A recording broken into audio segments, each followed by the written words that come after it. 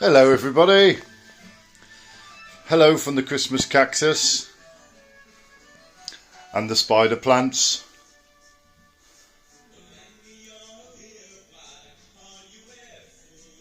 Some washing up to do today, and I'd just like to say thank you to all the people that did as they were told. The ones that are angry at people like me that didn't obey the restrictions. I'm sorry, I'm so sorry I didn't obey the restrictions. I'm such a naughty boy. Would you please slap my wrist? No, and as I explained yesterday, I get in touch with my inner authority. And my inner authority, lovely water, my inner authority told me not to do what I was being told. My inner authority was telling me the opposite. And I, to be honest, it wasn't easy in the early days of the mockdown. It wasn't easy at all. I had to really meditate and really tune into my inner truth and see if it was okay and see what was going on. Because in the first 3-4 weeks, nobody knew what was going on really. I had my suspicions it might be some sort of false flag or it was being overblown for political reasons. But I had to really meditate and connect with my inner authority to see if it was going to be okay to go out. Whether I should, and then wearing the mask, I knew that was bollocks. It only took 5 seconds research to know that weren't going to do anything.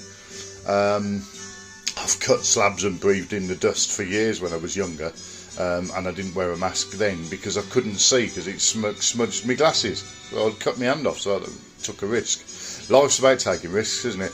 But I want to say thank you to the people that did obey the tyranny, that were, you know, quite happily wearing the mask and telling people off at the supermarket if they weren't 2 metres apart because suddenly they felt important, they felt significant in their life all of a sudden.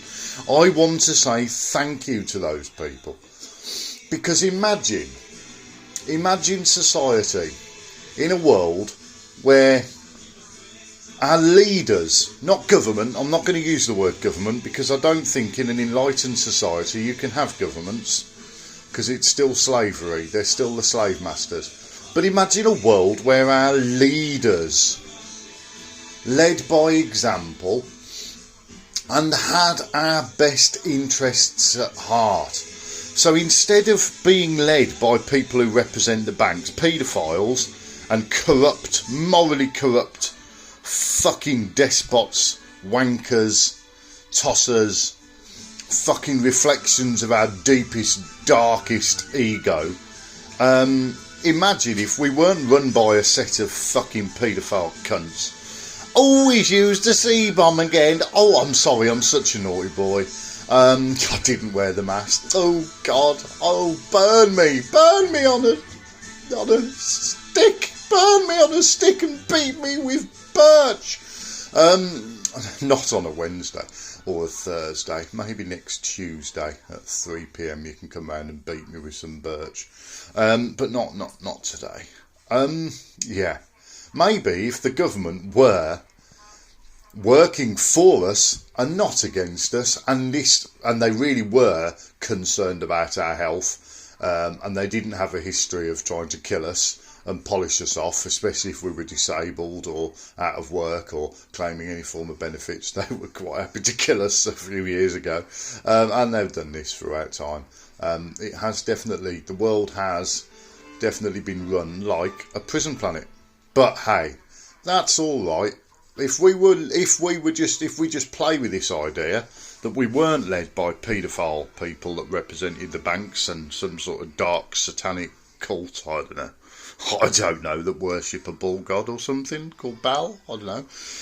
And there was a bloodline to Lucifer that was protected by the Templars. I don't know, wow. Oh dear, I don't know, just imagine, just play with the idea that actually we had somebody that actually cared about the people and the decisions were based in the interests of the people. But unfortunately, I do think they'll only give power to the people after a period of dumbing them down. You can't reason with an idiot. So just imagine what it would be like if our leaders led for us, and we've got all of those people that were, quite willing to chip in and muck in and put the mask on and do as they were told by their government, because they thought it was in their interests. They thought it was in their interests, and they did it, and they complied, and they were lovely. Now imagine if our leaders were actually on our side, which they're fucking not, to be honest. But if they were on our side, imagine how wonderful society could be. Actually all working together against for the common good. Most of them were just doing it so they could go, look how virtuous I am, I'm wearing the mask, I'm washing my shopping, I'm pointing at people when they're not 2 metres away, oh look how wonderfully significant I've become. Apart from those people, we all chipped in, we all mucked in, and the society could be a fucking beautiful place. This could be a beautiful world if people realised how beautiful it is and how beautiful everybody is, and everybody's an expression of love, and we're all connected. An action against somebody else, and an action of any form of identity is identity becomes an act of violence against self, because it's an act of separation. So if we realised all of that and we worked together, and knowing that hurting another person was actually hurting ourselves, because we are all one and part of this one whole, it's just that we've been invaded by some sort of fucking dark force over the years that have taken control, and it's been run from ego. If we run the country and the world from love and oneness and a realisation, and people became self-actualised, what a wonderful job. I mean, these knobheads can go around wearing masks just because the government scared the shit out of them about a deadly virus. And some of these people, it had been the first time that they'd come across a concept that they were actually going to die. Fucking hell. Well, I